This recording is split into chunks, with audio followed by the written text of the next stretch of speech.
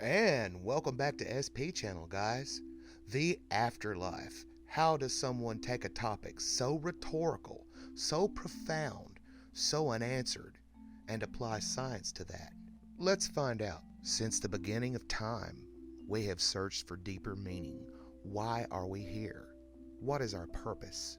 What happens when we die? At every turn, we search for deeper meaning. Are we alone in the universe?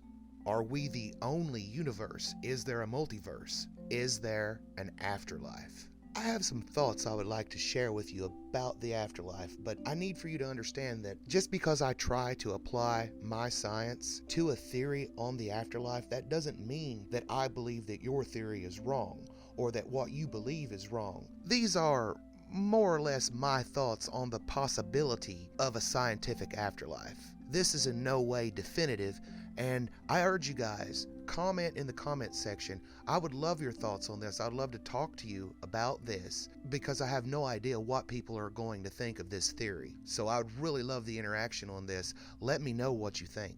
To properly apply scientific reason to the ideology of an afterlife, we need to consider a few principles. The brain is a bioelectrical processor. It basically is a machine.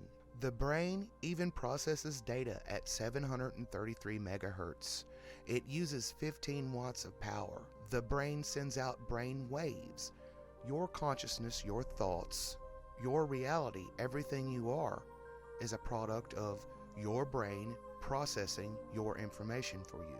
Right about here is where I would like for you guys to consider the law of energy conservation in Physics 101. That's the law that states energy cannot be created freely, nor can it be destroyed completely, that energy must be converted from one form to another form. If the brain is a bioelectrical processor processing data at 733 megahertz and consuming 15 watts of power, would it not be a safe theory that the human consciousness is a product of energy of some sort? My question is, and this is where I need you guys to comment. I need you guys to let me know what you think. If the human consciousness is, in fact, an energy product, when our bodies perish, when we cease to live, would not our energy consciousness, by physical law, be converted into another form? Do you guys see what I'm getting at here? That our consciousness, just because of physical death, couldn't simply cease because it's energy. It must be converted to another form of energy. This is why the consciousness can't simply cease to exist, in my opinion.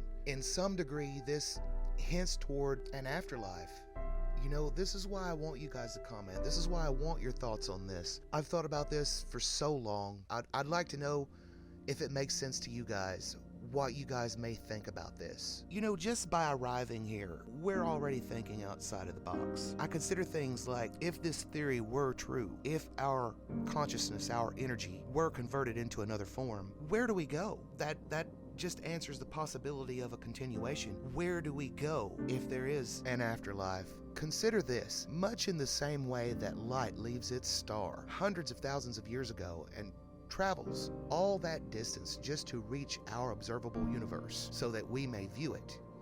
These photons existed through the vastness of space, and time and entropy had very little effect over them. Much in the same way, when our brains produce these brain waves continue onward into the universe, into the cosmos. They travel onward. This imprint, this wave that comes from you, is very much connected to and traveling through the universe.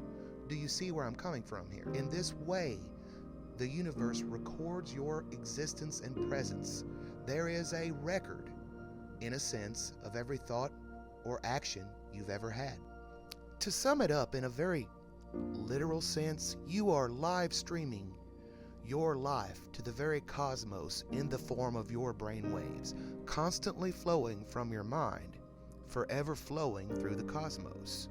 In this way, we leave our mark on the cosmos itself. Our footprints across that beach, however tiny, however insignificant, are there forever. One could even consider concepts such as time itself. Seemingly, when a person passes away, time ends for that person, and I think logically and scientifically, at least in a physical sense, we could say yes. Time seemingly does end for that person, but one has to consider the concepts that we know and understand about time. The ideal is that we know that time is relative and not a constant, that through forces such as gravity and acceleration, time can be sped up or slowed down for the objects that were affected by that force. Perhaps when a person passes on, they're on a different plane of existence altogether, if that's what you want to call it, and they experience time in a different way. Perhaps instead of going to another place, we are converted into an entirely new form of existence, a new plane of existence,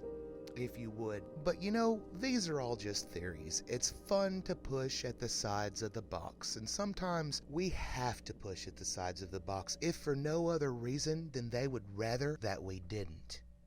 I want to thank you guys for staying tuned and listening to what I have to say. And really, guys, we need to connect on this. If you have any thoughts or theories about a possible afterlife or a possible continuation, let me know in the comments section. I appreciate you guys, each and every one.